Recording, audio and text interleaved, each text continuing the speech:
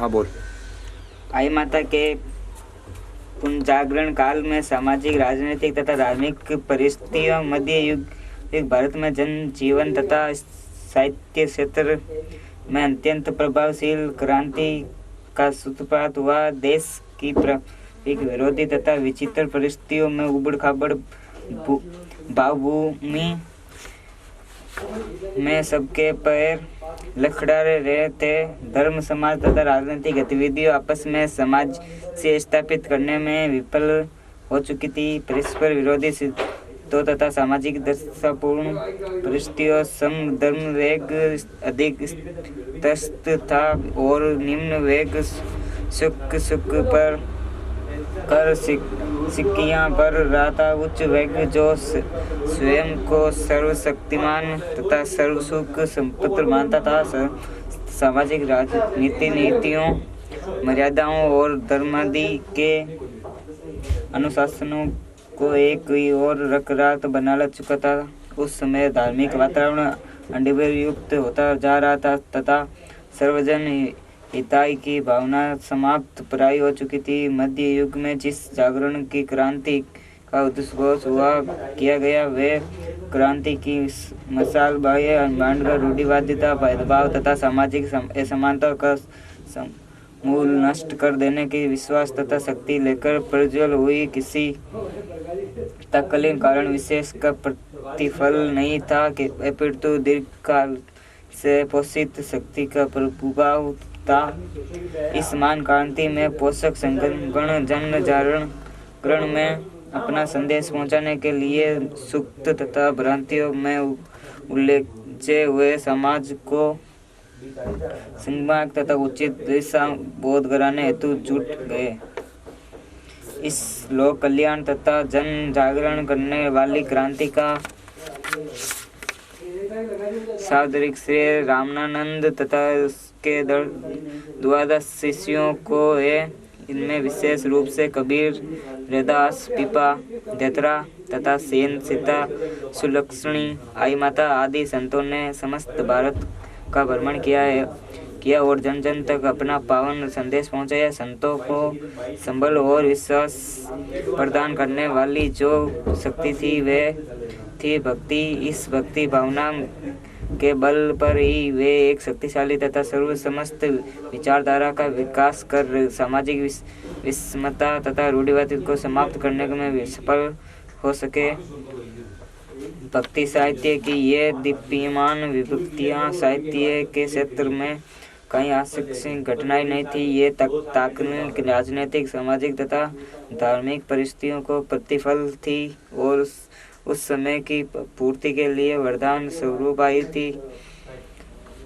समस्त उत्तरी भारत में रामानंद का व्यक्तित्व एक क्रांति सृष्टा के रूप में स्थापित हो चुका था। उन्होंने सर्वहितकारी भक्ति भावना का संबल प्रदान कर चुके संबल सामाजिक पूर्ण जागरण का उद्घोष किया, जो उनको युग प्रवर्तक में ग्रामीणता पर बैठने में सफल सिद्ध हुआ। रामानंद जैसे सबल तथा प्रभावकारी स्थापक गुरु संत कबीर, पीपा, रैदास, धनरा तथा सेन जैसे निर्भीक, जितेंद्रिय तथा सनक वाणी वाले विश्वासी शिष्यों को संबल पाकर ये क्रांति ज्योति जिन जागरण के महत् कार्य को सिद्ध करने के लिए आशा ज्योति बनकर फैल गई। जन साधारण में आत्मविश्वास जागा और वे पुनर्स्थापन की भव्य भावना में विश्वास करने लगे।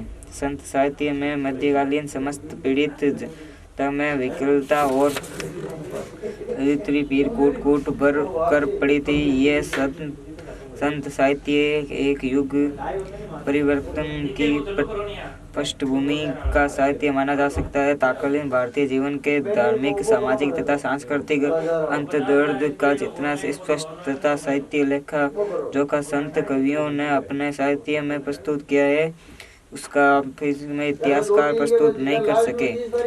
आई माता के समकालीन परिस्थितियों को समझने के लिए तत्कालीन राजनीतिक, धार्मिक तथा सामाजिक परिस्थितियों पर एक विवरण प्रस्तुत करना आवश्यक है, तभी हम किसी निश्चय निर्णय पर पहुंच सकेंगे क्योंकि संत साहित्य के तत्कालीन परिस्थितियों की आलोचना की गई है और उनका साहित्य तत्कालीन परिस्थितियों में सीधा प्रभावित हुआ है। राजनीतिक परिस्थितियां मध्यकालीन आते आते भारत में राजनीतिक परिस्थितियां बुरी तरह व्यक्त हो गई थी। आपस में फूट इश्यू के विग्रह के फलस्वरूप 500 वर्ष तक भारत में राजनीतिक अराजकता और पात के बाद में भारत में मुसलमानों का साम्राज्य स्थापित हो गया था। मुसलमानों की इस विजय ने भारत का संगठन तथा शक्ति के तत्कालीन स्थिति में स्पष्ट कर दिया। समूह जनवर्दी की धर्म प्रचार का नाम पर लूट, अत्याचार तथा नरसंहार को रोकने की शक्ति किसी भी राजा में नहीं थी। उसने सोमनाथ के विशाल मंदिर पर आक्रमण करवाया कि मूर्ति की खंडित किया, जहाँ वहाँ का धन बैठार कर निर्धारित रूप से गजनी लौट आया। भारतीय राजा अपने सीने लिए एक दूसरे के मुंह ताकते खड़े रह गए। इस आक्रमण ने भारतीय आत्मा को बुरी तरह झकझोर दिया। इस घटना से साधारण जनता का विश्वास जहाँ अपने रक्षक जानने वाले राजाओं से उठने लगा, वही दूसरी ओर सर्वशक्तिमान ईश्वर पर भी उनकी आस्था कम होने लगी। उनके रे से विश्वासों को मोहम्मद गौरी ने समाप्त कर दिया। राजपूतों की इस भयंकर पराजय में भारत में हिंदू राज्य की पन्ना के शोभन को सदा के लिए तोड़ दिया। मुसलमानों की इस विजय के उपरांत राजनीति में धर्मता का बोलबाल हो गया। हिंदुओं, बौद्धों तथा अन्य स्त्रों धर्मों के साथ अत्यंत निम्न कोटि का व्यवहार किया जाने लगा। उनकी धार्मिक स्वतंत्रता छीन ली गई। इनके मंदिर, विहार आदि धार्मिक स्थल पर उत्सव नष्ट करना और उन पर प्रतिनिधि लगा देना राजनीतिक बहादुरी समझती जाती थी। काफिरों की हत्या, उपहरण तथा उनके साथ बलात्कार करना, जहाँ राज शक्ति का व्यय स्थापित करना था, वहीं सैनिक चारिता तथा धार्मिक अध्ययनता का तांडव नृत्य प्रदर्शन का लक्ष्य भी नहीं था। इस प्रकार अत्याचार के फलस्वरूप मिलने वाली गाजी और मुजाहिब की सपनीय उपलब्धियां प्राप्त करने की होड़ लगी हुई थी। संत साहित्य में तत्कालीन परिस्थितियों में भयंकर आलोचना की गई है। आईजीजी ने अपने उपदेशों में इस स्थिति का पर्याप्त वर्णन कर उपदेश दिया है। इस आक्रमण में तमूर आक्रमण का दृश्य अत्यंत दारुण तथा हृदय विदारक था। इस्लाम के नाम पर खुलेआम किए जाने वाले इन नरसंहार, बलात्कार तथा लूट खसोट के दृश्य का अवलोकन भारतीय जनता ने प्रथम बार ही किया था। इससे वे बुरी तरह भयभीत हो गई। तैमूर ने तो अपने आक्रमण का आशय इस तरह प्रस्तुत किया है: भारत पर मेरा आक्रमण का लक्ष्य राज्य स्थापित करना अथवा धन लूटना न होकर काफिरों को दंड देना तथा बौद्धवाद पर मूर्ति पूजा का अंत करके गाजी और मुआहिब बनाना था। सांख्यिक विचार से यह पूर्ण रूपेण स्पष्ट हो जाता है कि यह काल हिंदुओं में अपमान, लूट मार, थोड़ी तथा और दमन की क्रूर गाथाओं से भरा हुआ है। राजनीतिक दृष्टि से यह काल अत्यंत अवस्था, अशांति और निष्ठुरता का युग हो जाता। केंद्रीय शासन शक्ति क्षीण तथा अस्थिर हो चली थी। राजाओं, सुल्तानों तथा बादशाहों की स्वचरिता तथा विशालता, राजनीतिक छल कपट तथा हिंसा के कारण जनता आक्रांत हो उठी थी। उनके अंतःस्थल में शासकों के प्रति पूर्ण रूपेण असुरता व्यापक हो गई थी। इसी स्वेच्छाचारिता तथा वालस प्रियता ने बाल विवाह, प्रस्ता, दास प्रथा तथा बाल हत्या जैसे क्रियाओं को जन्म दिया। धार्मिक परिस्थितियाँ। आलोच्य काल में हिंदू धर्म अनेकानेक कुप्रथाओं, अंधविश्वासों, ब्रह्मांड भंडारों तथा आधुनिकीकरण के कारण विकृत हो चुका था। ये विकृति इस सीमा तक पहुंच गई थी कि उसकी प्रतिक्रिया अनिवार्य हो गई। मुसलमानों के अत्याचारों तथा राजनीतिक प्रस्तावों ने हिंदू राजाओं की शक्ति का पूर्णतया समाप्त कर दिया गया था। भारत में एक ही हिंदू शक्ति शेष नहीं बची थी जो यानों ने के इस प्रचार का विरोध करने का साहस करती। उनके द्वारा हिंदुओं के मानवीय अधिकार समाप्त कर दिए गए थे। हिंदुओं में न तो आत्मतृप्ति की शक्ति थी, न ही सर्वतृप्ति की और न ही सर्वधर्मोत्तर की शक्ति बची थी। वे अपने रक्षक राजाओं और ईश्वर दोनों से निराश हो चुके थे। भारतीय धर्म साधनाओं पर्यटन अस्त व्यस्त तथा सर्वस्व लिखित हो चुकी थी। भारतीय धर्म व्यवस्था में यह विकृति सीमा तक पहुंच गई थी कि उसकी प्रतिक्रिया अनिवार्य हो गई। धार्मिक दृष्टि से संत साहित्य के सर्जन के प्रमुख कारणों में इन विकृतियों का महत्वपूर्ण स्थान था। IGGG ने अपने उपदेशों में इन परिस्थितियों पर विशेष रूप से जोर देकर उसका विच्छेद किया है। इसका समय हिंदू धर्म प्रधानता आचरण पर हो गया था। तीर्थ व्रत उपवास और सोमाचार की पराजय उसका केंद्र बिंदु हो गई थी। समाज में शूद्रों की स्थिति अत्यंत हदयनीय बनती जा रही थी। उनके हाथ छुआ अत्र जल तक ग्रहण करना भी वर्जित था। वैश्य चित्तमूर्त वसुधरा रुद्र समर्थ एवं स्थापक चंडाल परिग्रह तु पृथ्वा जल पंच ग्रीवे सुरधि जैसी भावनाएं समाज में प्रवेश पा रही थी। आचार भ्रष्ट व्यक्ति समाज से अलग कर दिए जाते थे और वे एक नई जाति की रचना कर लिया करते थे। इस प्रकार सैकड़ों जातियों व उपजातियों बनती जा रही थी। वैदिक धर्म की मूल आधार वर्णाश्रम व्यवस्था की अस्त व्यस्त स्थिति हो चुकी थी और धर्म को एक सूत्र में बांधने वाली ये व्यवस्था उसके सत्य विपक्ष कर रही थी। धर्म के ब्रह्मांड बढ़ रहा था। वह अपने मूल लक्ष्य से विपरीत होकर मूल भैया में फंसता जा रहा था। फलस्वरूप धर्म का स्वरूप दुर्मिल हो रहा था। वैष्णव धर्म उसके संतों ने बुरी प्रशंसा की। यह अपनी प्राचीन गौरव गर्मिया खो चुका था। इस अत्यंत प्राचीन धर्म का अपना गौरवमय इतिहास है तथा अपना विशाल साहित्य है। इससे महाभारत का नारायणीय प्रख्या, गीता, भगवत, नारद भक्ति सूत्र, सांडल्य भक्ति सूत्र, विष्णु पुराण, पद्म संहिता, सरस्वती संहिता, विष्णु संहिता तथा लक्ष्मी तंत्र आदि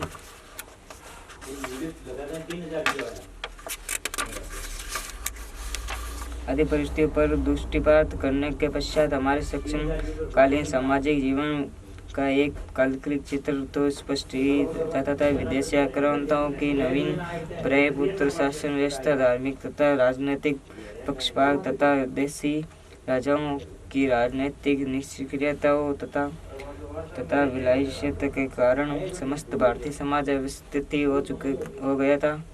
आलोच्य काल हिंदुओं के अपमान, उल्पतन और दमन की कारण करुण गाथाओं से भरा हुआ है। राजनीतिक उत्पीड़न के अतिरिक्त भारतीय समाज में विभिन्न प्रकार की आंतरिक अवस्थाएं व्याप्त हो गई थी। साधु साधुनियों के अनेक दल विभिन्न संघों और संगठनों के रूप में समस्त सामाजिक पर छाए हुए थे। संकटमोचन साधुगण जिसकी धार्मिक परिस्थितियों पर विचार करते समय चर्चा की जा चुकी थी, समाज में अनेक कुरीतियों तथा अबांडवरों को पनपाने का कार्य कर रही थे। समाज में कुंडपत एवं कालीची पत जैसे भ्रष्टाचार एवं मुक्ति प्रशमन जैसी तंत्र साधनाएं व्याप्त हो रही थी। देखे परिस्थिति कुंडात प्रचलित आईमाता ने अंडमान मुक्त समाज की पुनर्व्यवस्था का प्रयत्न किया।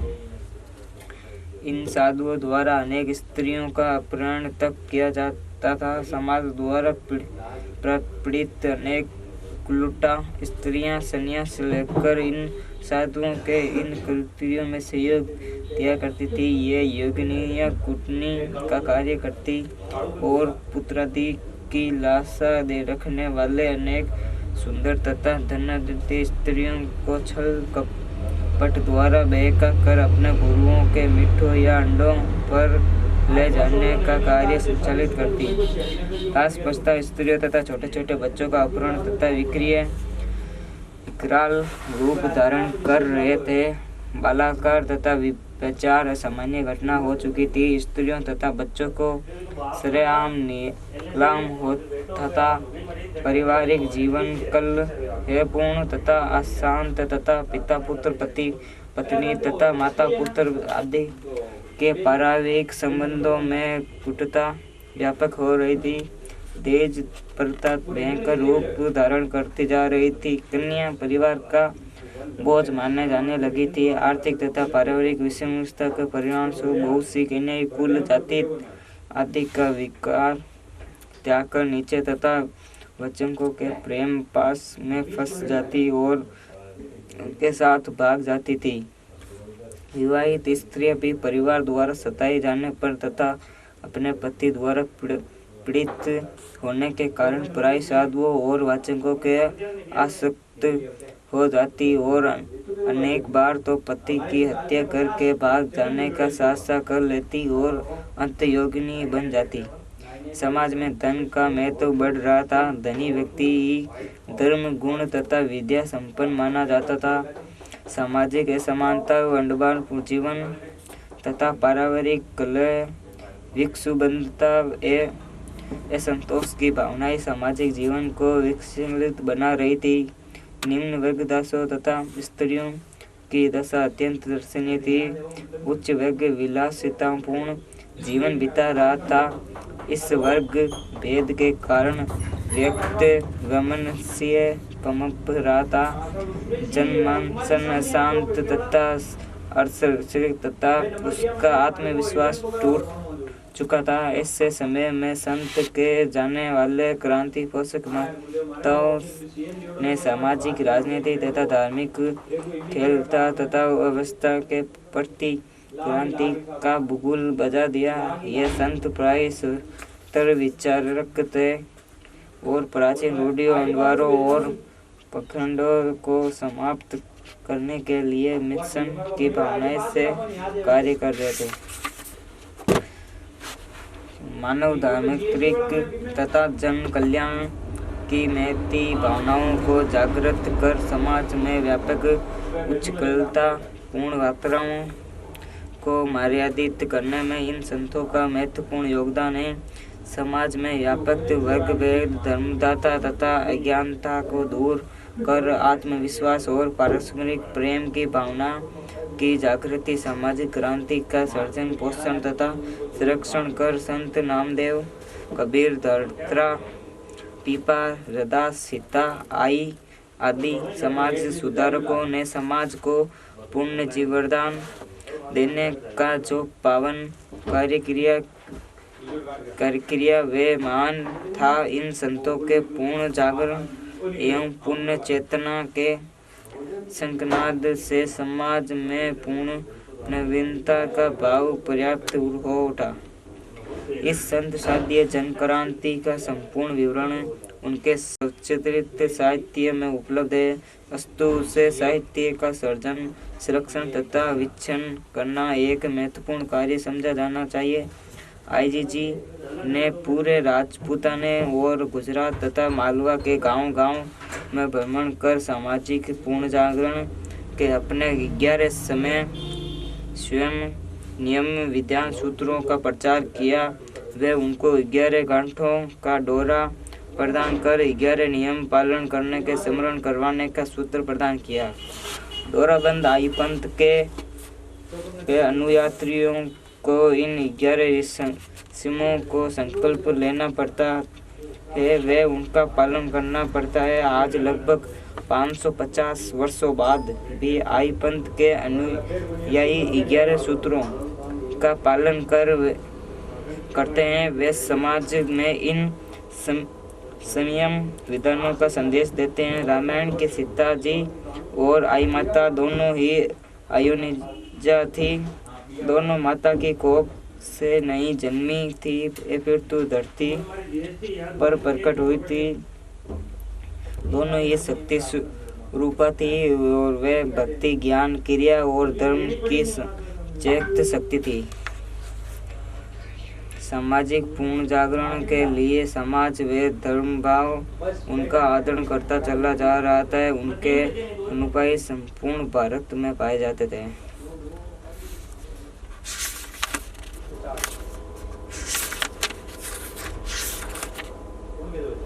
आगे धार्मिक एवं सामाजिक पुनर्जागरण की द्वितीय विभूति लोक अपराधी आई माता।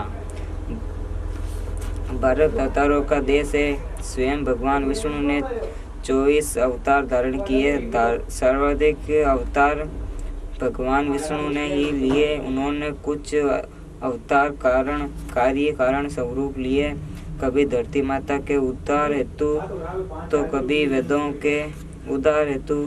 ऐसे अवतार कार्य का पूर्णता के पश्चात सवेद पूर्ण हो गए। कृष्णावतरण और रामावतार का समय दीर्घकाल तक रहा। भगवान बुद्ध का समय भी दीर्घकाल रहा। भगवान बुद्ध ने स्वयं का प्रकाश स्थापित कर धर्म की स्थापना की। उनका लक्ष्य सत्य, अहिंसा और करुणा की पुण्य स्तुति करना था। भगवान कृष्ण ने वचन देकर वास्तव किया कि जब भी धर्म पर संकट आएगा तो अवतार लेकर धर्म की पुनर्व्यवस्था करूंगा। यदा यदा ही धर्मस्य ज्ञानवती भारत अभियस्तुना धर्मस्य तदामान सर्जनमेन परित्रमाणीय साधुना विनाशीय च दुष्टितां धर्मस्थापकता संभावमी युगे युगे। रामचरित मानस के सर्जन महाकवि तुलसीदास जी ने श्री भगवान कृष्ण के वचनों को दोहराते हुए कहा, जब ही धर्म की हानि बढ़ाई असुर धर्म ज्ञानी। तब प्रभु धरी मनुज हरि रे दूसरे देख सबंग मीरा। तुलसीदास जी ने ये वचन भगवान जी के विश्वास पर दिया था। इसी बात का आई माता ही लोक गाथा में गाकर भी दोहराया। तुलसी बाबा के कहीं गिरी खरी या बात, जद भी होशी धर्म पे कटनकारी घात। तद प्रभु अवश्य लवसी मनुज रूप आमतौर रगसा करसी धर्मरी पाप पुण्य निस्तार। इस उद्देश्य की पूर्ति के लिए आई माता धरती पर प्रकट हुई। गाती कहती है, आई माता प्रज्ञ धरती रे उदार, दूर का माता ले लियो सेजे मनुज अवतार। आई माता के रूप में स्वयं दुर्गा ने ये अवतार लिया। वे ही आई माता के रूप में माता अम्बावती के गोद पर पधारी। ये निर्धारण स्वयं माता दुर्गा ने धर्म और नियम स्वयं की रक्षा करने के लिए निर्धारित किया। धर्म नम्र रक्षा करण माते लियो अवतार। दुर्गा जी ने आमंत्रण खुद कियो निर्धार। माता के जन्म नहीं लिया, अपितु वे प्रकट हुई। लगभग सभी अवतारों के विषय में यही कहा गया, उन्होंने जन्म नहीं लिया बल्कि प्रकट हुई। ऐसा कहने में जहाँ भगवान की महिमा स्थापित हो जाती है, वहीं माता का महत्व भी हो तो घट जाता है। कौशल्या और देवकी ने राम और कृष्ण का पोषण अपनी कोख में किया।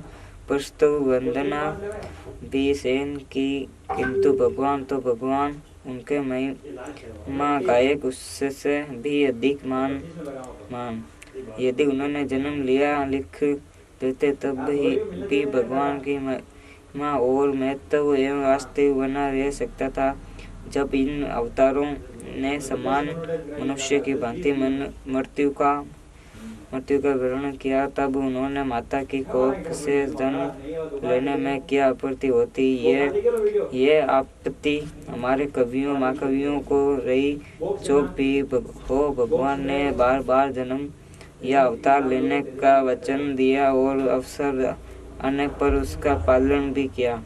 आई माता ने माता को सद्गुरु से भी बड़ा बताकर माता की महिमा और महत्ता स्थापित की है। शास्त्रार्थ में जब पंडित ने प्रश्न किया कि सद्गुरु बड़ा है अथवा माता, तब आई चीची ने तुरंत उत्तर दिया, पंडित जी सदा स्मरण रहे कि माता सद्गुरु से ही नहीं अपितु सबसे बड़ी है। सद्गुरु को भी माता ही जन्म देती है। माता में ब्रह्मा जी को सृजन शक्ति और विष्णु जैसी पालक शक्ति है। इस प्रकार माता ब्रह्मा और विष्णु के संवेग शक्तिपुंज होती है। आई माता ने निश्चय रूप से माता की कोख से जन्म नहीं लिया। वे माता की गोद में आई। अम्बावती ने दुर्गा की तपस्या की। फलतः माता ने प्रकट होकर उन्हें आश्वस्त किया कि स्वयं पालकी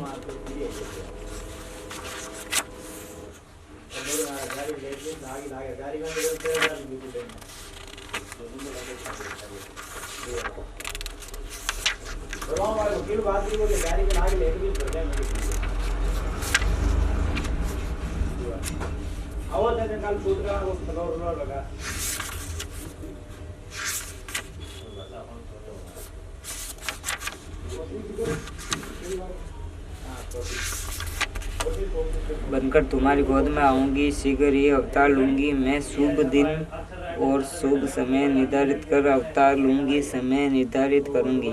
काल पड़ोते जागता आयो, आजो चंपा बाग, फुलारी क्योंरी बच्चे, खुलसी धारो बाग। यही गाता बंकर दुआए। अम्बावती ने माता का ये वचन अपने पति बिफा के डाफी से कहा। बिका जी अगली प्रभात शीघ्र जागरण सवेरे के घाट गए, स्नान किया। फिर माता दुर्गा के पाठ पर धूप लगाया और दीप धूप कर चंपा बाग में पहुंच गए। वहां उनके फूलों की एक क्यारी में एक कन्या के दर्शन हो गए।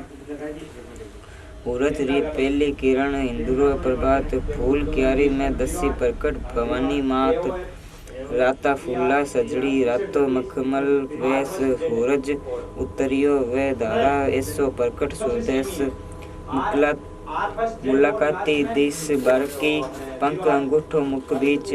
भिकाजी ने दरस ली, फूल क्यारी सरसीच। इसी वाक्य प्रसंग में आगे कहा गया है कि 2:43 से 45 संग मंगल वियो गोरिया तुटिया खूब, कोमल तन ऐसो लगे जीण लीला दूब। घोर वरण राती चलक, जीने कमल गुलाब। निखरयती हर्षे आइयो, आखिर पड़े ने दाब। इस प्रकार दुर्गा का अवतार हुआ। वे कन्या रूप सदकन्या में फूलों की क्यारी में भिक्खा जी को उपलब्ध हुई, अर्थात आई माता अवतीर्ण हुई। उन्होंने जन्म नहीं लिया। खेरे शब्दों में कहे तो उनका पाठ्यवत हुआ। ऐसे और भी उदाहरण प्रसंग उपलब्ध है जब माता दुर्गा ने अवतार रूप से जन्म लिया। राजस्थान में चारण 7 देवियों का प्रसंग ऐसा ही है।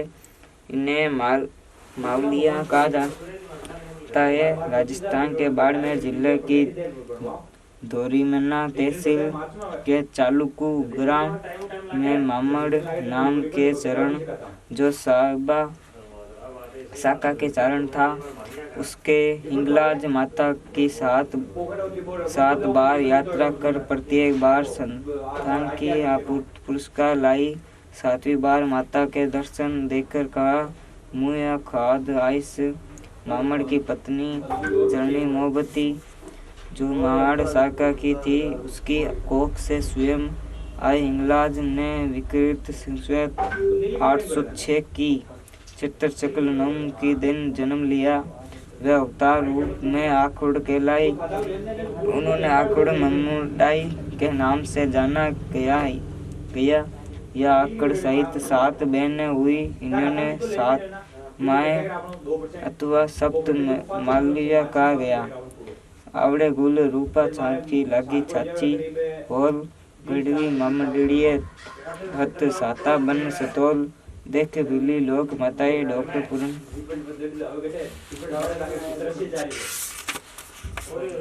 इन 7 लोक देवियों को हाँ बात चालू कर दी। 20 मिनट हो रही है। क्या वे हिंगलाज माता के स्वरूप थी। आई माता का नामकरण भी इसी आधार पर हुआ। आई अर्थात जो प्रकट हुई, जो अवतार लेकर आई, इसलिए उन्हें आई कहा गया है। जीजी उनका आदर सूचक करण माना गया। आई का तो भी तो अर्थ माता ही होता है। यथा मात्र माता माई आई। महाराष्ट्र अंचल में माँ को आई संबोधन में ही पुरस्कार जाता था। दुर्गा माता स्वयं प्रकट होकर अम्बुवाती और भिकाजी के घर पधारी। उन्होंने माता अम्बुवाती की गोद में आते ही अपनी लीला प्रकट कर दी।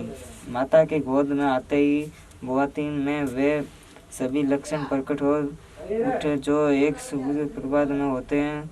गाथा कहती है, अंबा माता हरसुगी तन तन रहियो ने भाग मातारी लीला वही संरक्षण लगयो धान छाती थी जोड़ा लियो अंबुबा रही ने धीर रोम रोम हर्षित वयो आंखा बेवे नीर। गंगा जमाना वे उठी हृदय आई ठार थाना थी वेवा लगी दुगड़ अमृत धार जीर्ण जाई कोखती काचो पड़ियो दिल उबी रह पाई नहीं आंखा आया नील। इस प्रकार आई माता ने प्रकट हुआ। वे दुर्गा माता का सीधा अवतार थी। जिस प्रकार राम कृष्ण एवं अन्य वे अवतार की अवतार नहीं थी।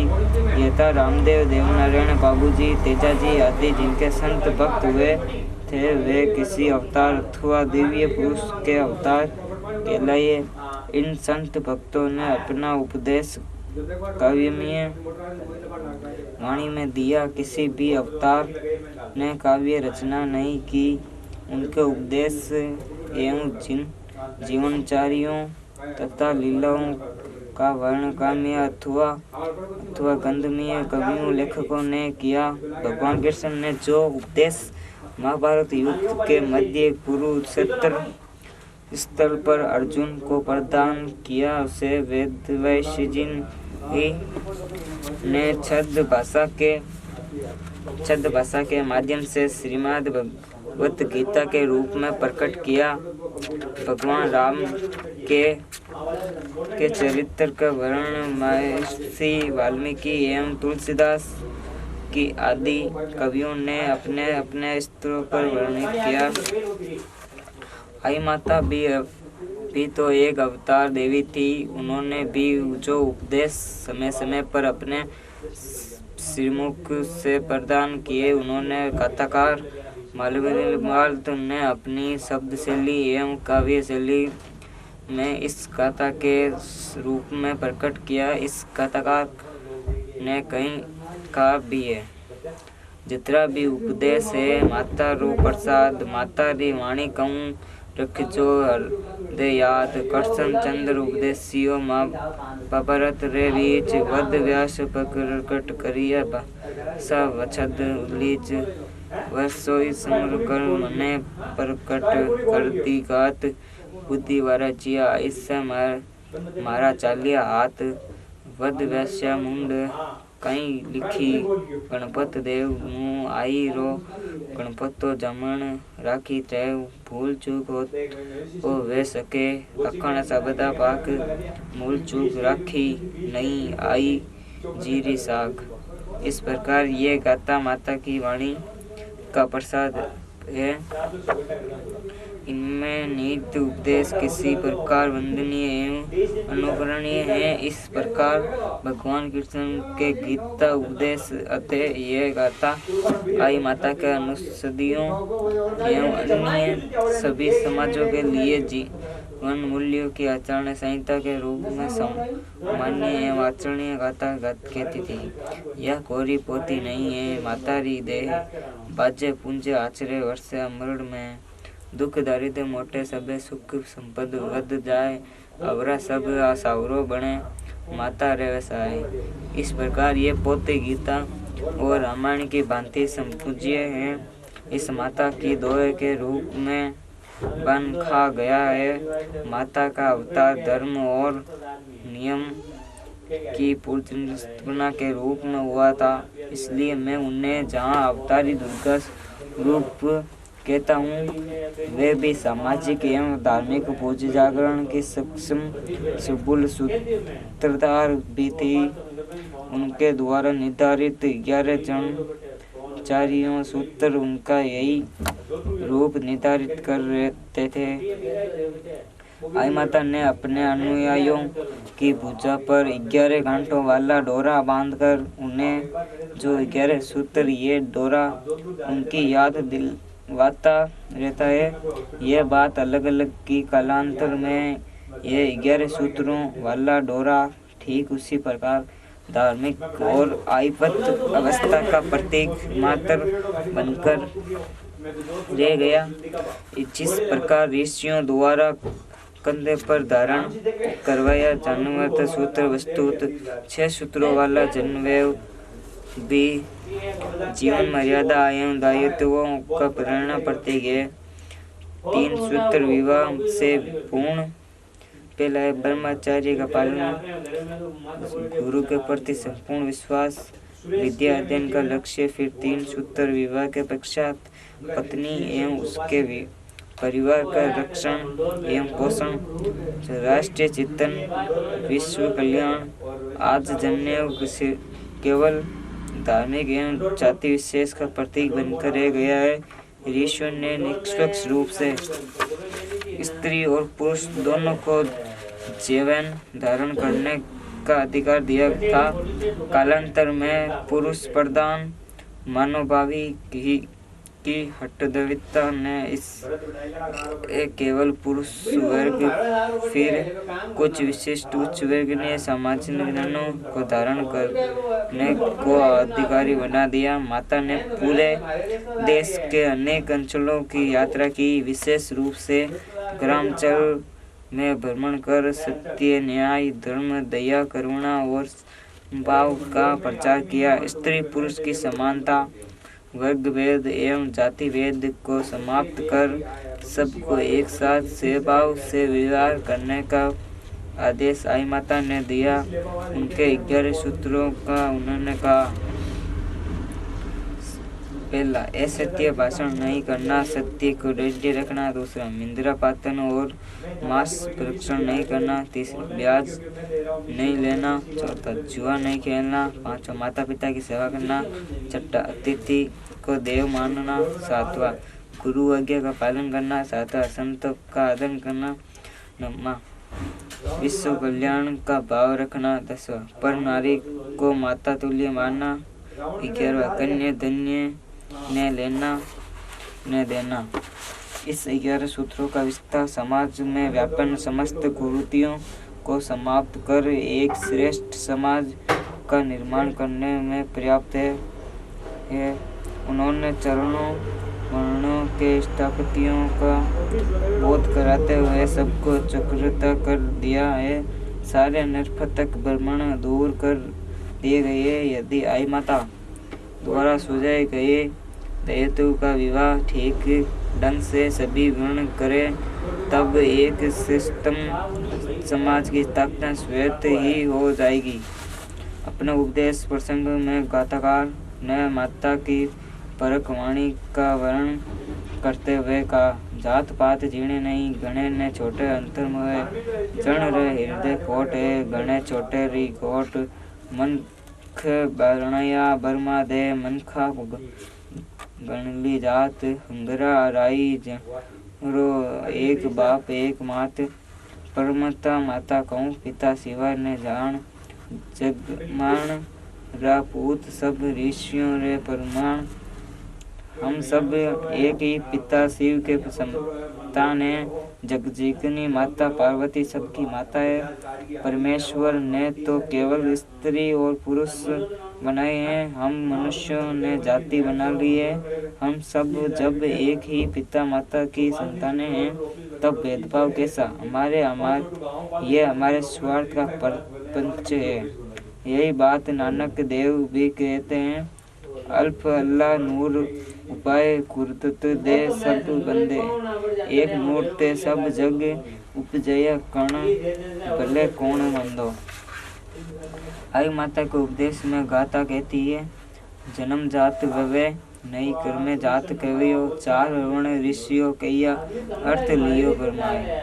जातियां जन्म से नहीं कर्म से होती है। ऋषियों के चार वर्ण निर्धारित किए गए, वे वर्ण समाज के सुचारू व्यवस्था के लिए है। हमने उन्हें भ्रमण कर दिया और जातियों बना दिए। सभी धंधे उज्जवल है, हमारा हृदय उज्जवल होना चाहिए। सभी प्रसंग में वे कहती है, जड़ और जमंग सब हैं, एक समान पुराण है। ये बात हमें सदा ध्यान रखना चाहिए।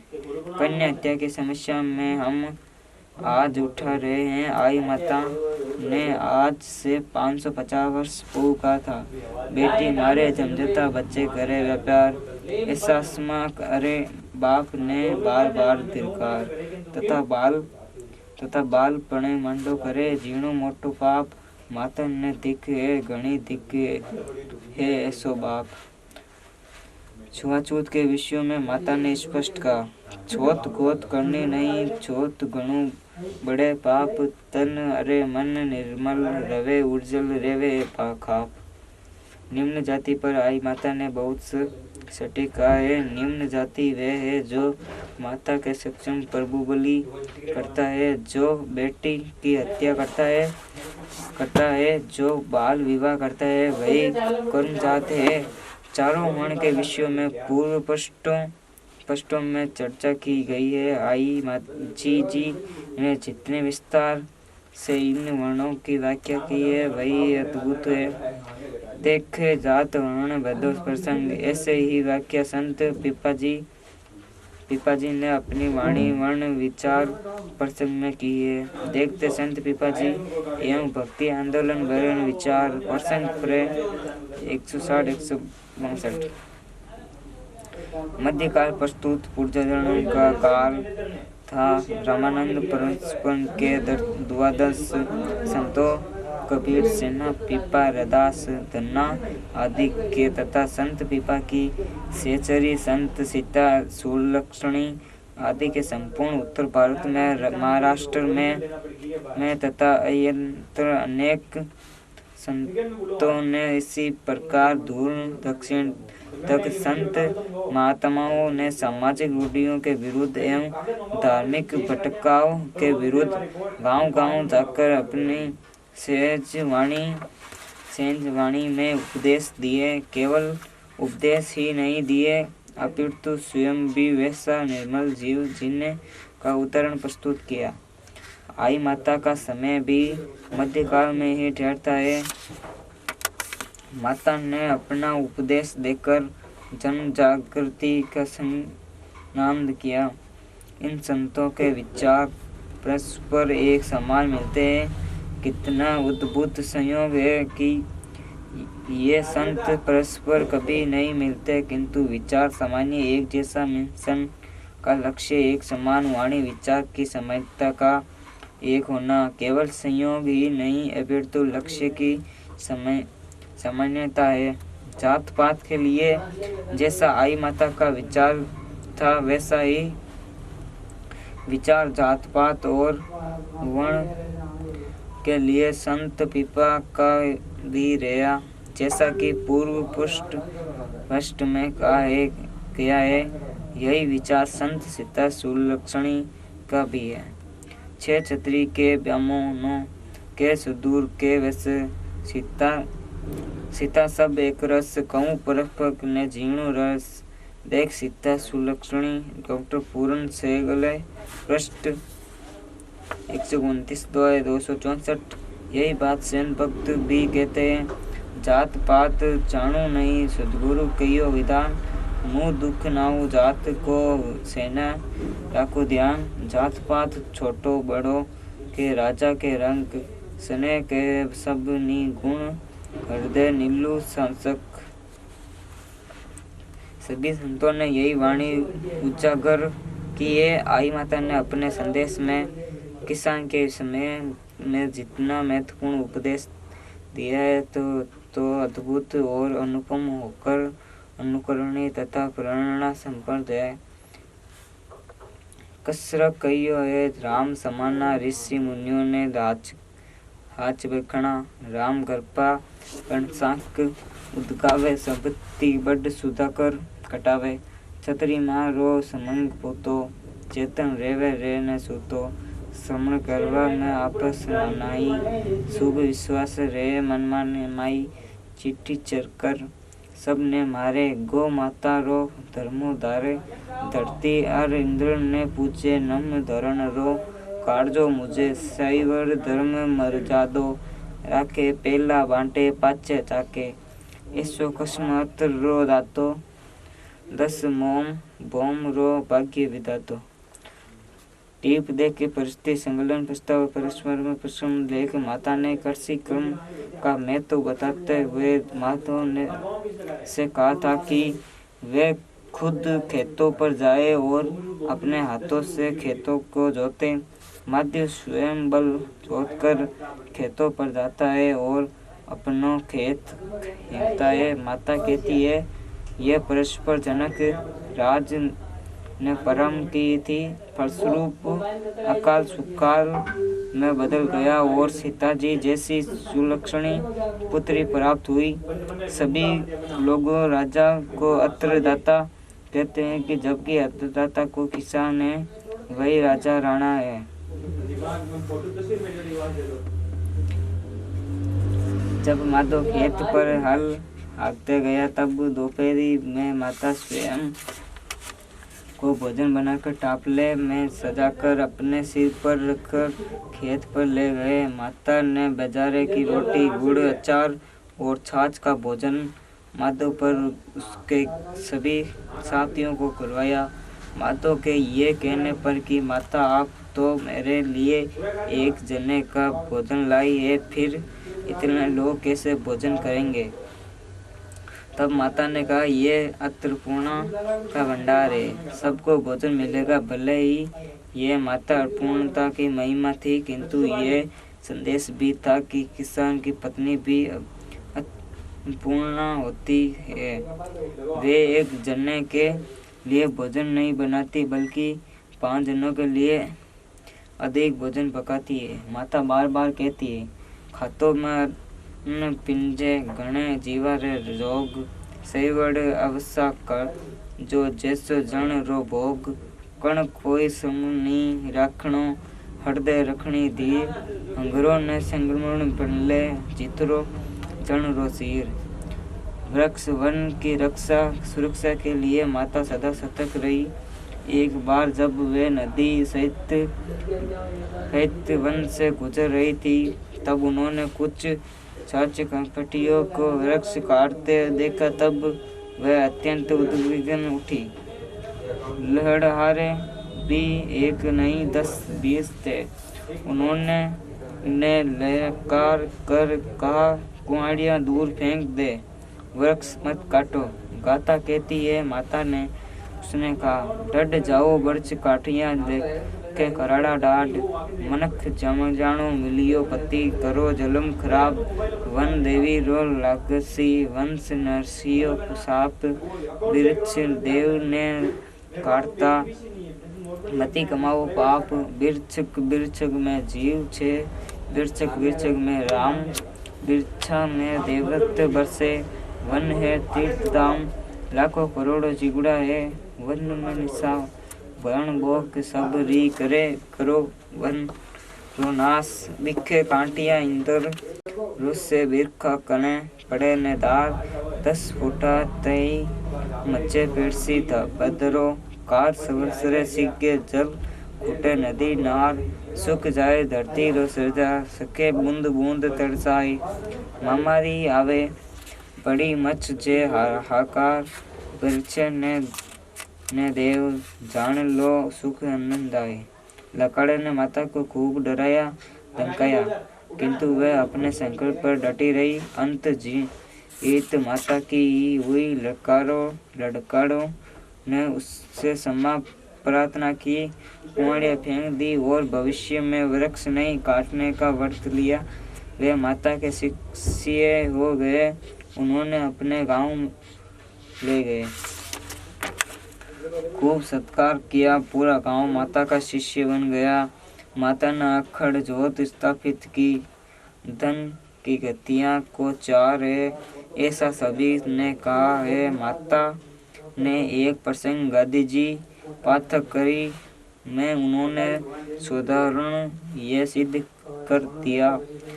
जब आई जी तीर्थ यात्रा कर रही थी और अपना संदेश जन जन तक पहुंचा रही थी, उसी दौरान वे बिल्लीपुर गांव पहुंची। बिल्लीपुर ही बाद में बिलाड़ा कहलाया। वहां से एक सिद्ध व्यक्ति बिल्लोजी अंबाई के घर के सामने पहुंची और कहा उसके एक रात रुकना है, प्रभात में चली जाएगी। हबड़ में ने माता को अपमान कर उन्होंने वहां से तत्काल चले जाने के लिए कहा। हम्बड़े ने कहा, मेरा घर धर्मशाला नहीं है, तुम किसी मंदिर में रुक जाना, यहाँ से चली जाओ। तब माता ने अत्यंत देरी पूर्वक बिल्लोजी हम्बड़ को समझाते हुए कहा, सुन लो बीणा सारवी, धन री गतिया 3 के भागों के दान दो के वे जैसी छीन। संतों महात्मा ने कुट अनुभव बार बार होते रहे। संत सीता सुलक्षणी ने भी कहा है, धन री गति इत्यादि ने भोग दान असर नाश। सीता एक ज्योति गति आ, जिन संन्यास धन का अभिमान वर्त है। ये तो हरित फिरती छाया है, हरती फिरती छाऊ में मन के दाने रो फेर। सीता पुलखियां ही करे छाया होज हवर। आखिरकार बिल्लोजी हबड़ का धन नष्ट हो गया और वे माता की शरण में आ गया। क्षमा मांगकर अपनी पुत्री सोडी को माता की रक्षा में सौंप कर कहा, आप इसकी रक्षा करना और विवाह करना, मेरी सारा धन नष्ट हो गया है। माता के प्रताप से बिल्लोजी को पुण्य समृद्धि प्राप्त हो गई। पक्षात का फल उससे मिला। माता ने सोडी का विवाह माधव से कर दिया। गाथा के वो भाग्यों प्रसंग में जब आई किशोरी अवस्था में थी, तभी उन्होंने ये भान था कि परिवार की अनुशासिक मर्यादा का ध्यान सबको रखना चाहिए। खेलते खेलते भाग ही नहीं रहा कि बल्कि दिन कब अस्त हो गया। बान होते ही वे सभी सहेलियों के साथ घर की ओर चल पड़ी। उन्होंने सहेलियों से कहा, हमने समय का ध्यान नहीं रखकर बहुत गलत काम किया है। दीव बोले, जन पहलियो आ जीणो घर पाती है, छोरा वे के छोरियां बारंग रहनो नाई, बड़ बूढ़ा यूं कहीं गाय माता पिता को के। दूर दूर रा पीड़ीरा घरा घोसला रहे, तण रोए चर डबका होंचे पड़िया घर आए, मर्यादा मांगे नी अचो करा उपाय। आई जी ने नियमित रूप से अपने घर में काव्य ग्रंथों का अध्ययन किया था, सारा ग्रहण कर लिया था। कांता कहती है, वध गुणे अर्थो करे हगुण बने पुराण, सारे हृदय दिणे अर्थो लेवे जान। इसका प्रमाण आई जी अर पंडित रो समस्त अर्थ प्रसंग में मिल जाता। आई माता ने पंडित के जटिल प्रश्नों का उत्तर जिस संजाता से दिए वे उनकी विगड़ता में के प्राण है। अत्यंत पंडित शास्त्र में पराजित हुआ और उसने कहा कहना पड़ा, आईजी रो ज्ञान सुन पंडित वियो सुगाद अहंकार मिटियो रो बुझी से आग। माता ने लीलाएं तो बहुत की, प्रत्येक लीला प्रसंग में कोई न कोई उपदेश संदेश है। माडू सुल्तान का अहंकार तोड़ना, काल को सुकाल करना, पुंग को पंगंग कर समन करना, भुजंग को आदेश देकर मार्ग से हटाना, वन वृक्ष रक्ष में सहयोग को प्रकट करना, अन्नपूर्णा का रूप धीर, अनेक किसानों को भोजन करवाना, मान भाई को नेत्र ज्योति प्रदान करना, ऐसे कई लीला प्रसंग माता की इस गाथा में प्रसंग है। गाथा का कहलाता है धन धन यो मणि लायो धन भगवत वंश, माता री कृपा बनी राख्या लीला अंश, माता री लीला कहूँ अद्भुत परस्पर सबता में नी वे सके, सब रो तार नितार या कोरी पोती नहीं है। माता री देह पांचे पुंज आरे वर्षे अमृत में दुख दारिता मोटी सब दुख संपत वध जाए अवरा सब सवेरा बने, माता री सजाए देख यही गाता तार नितार प्रसंग दो। आई माता के सभी लीला प्रसंग को समेट पाना बहुत कठिन था। 90 वर्ष की संदिग्ध आयु तक उन्होंने प्रकृति से लेकर निज लोक प्राणी तक उनके लीलाएं की उनके अनेक लीलाएं लोक मानसन के पटल पर आज भी जीवित हैं। लोक गायकों, लोक कंकणों के घंटों और अधरों पर ये लीला प्रसंग मुखरित होते रहते हैं। कंठ पर्वतिनी ये गंगा गाथा अपने अमृत जल से सबके चरित्र को निर्मल करेगी। वे अवतारी देवी थी, उनके लिए लीलाएं करना तो अत्यंत सहज एवं स्वाभाविक था। लोक विश्वासों एवं लोक संस्थाओं में भी चमत्कारों से अर्थ होती है। माता की सभी लीलाएं किसी न किसी उपदेश की परख है। उदाहरण के लिए अंधुली आँखा मिली, माता ने कई अंधों और अपंगों को संपन्नता प्रदान की। माना जमघात थी, न सुन सकती थी न बोल सकती थी। माता ने योग्य ध्यान से उसे जाना और उससे अपनी कुटिया की आने की प्रेरणा दी। सोडी ने माता से कहा, माता ने उपदेशियो सावड़ रखियो ध्यान धन उगिया आठ आसी उठे एक डावरी मान माने ती जीणो रवे पूरा ज्ञान ने मान सकरो जीणो बैठी जान ने मान और समान मान साहित्य उससे अपनी बेटी की तरह संस्कार को दया नहीं सहन मिलना चाहिए। माता के निस्मरण के अनुसार सोडी ने मान का अत्यंत स्नेह समान सहित स्वागत किया। बाएं पकड़कर घर के भीतर ले गई और बाड़े में ले जाकर अच्छी तरह स्नान करवाए, नए वस्त्र धारण करवाए। अगली प्रभात माता के प्राप्त से मान को नेत्र ज्योति मिल गई, वाचा मिल गई। माता ने सोडी से कहा, तुमने इस अपनी बेटी की तरह स्नेह दिया है, अब ये कहाँ जाएगी? इसका कौन है? तुम इसका विवाह करा दो। तुम्हारा गाय गवाला भी तो कुंवारा है, इसका भी जगत में कोई नहीं है। दोनों की जोड़ी सुंदर रहेगी। तुम कन्यादान करो, किंतु स्मरण रे कन्या गाय या बच्चियां नहीं होती। वैसा प्रदान मत देना, जिसकी इच्छा अनुरूप भेंट देकर पूरा सामान देना। बाड़े में 2 कोटे तैयार कराना, उनके कांटों में उन्हें बसा देना। इन्हें एक जोग जमीन देकर आत्मनिर्भर कर देना। ऐसा ही किया गया। माता ने सर्वत्र ऐसे कार्य किए हैं जैसा कि पूर्व में कहा गया है। आई माता केवल धार्मिक निष्ठा स्थापित करने नहीं आई थी। उनका अवतार जो समाज के पुण्य जागरण के लिए हुआ था। समाज में ममता, समता, सहभाव, धर्मनिष्ठा, सत्यनिष्ठा, सत्य एवं न्याय की रक्षा करने के लिए हुआ था। समाज में व्यापक कुरीतियों को मिटाकर सुरीतियाँ स्थापित करने के लिए हुआ था। धार्मिक की सच्ची परिभाषा सत्कर्म होती थी।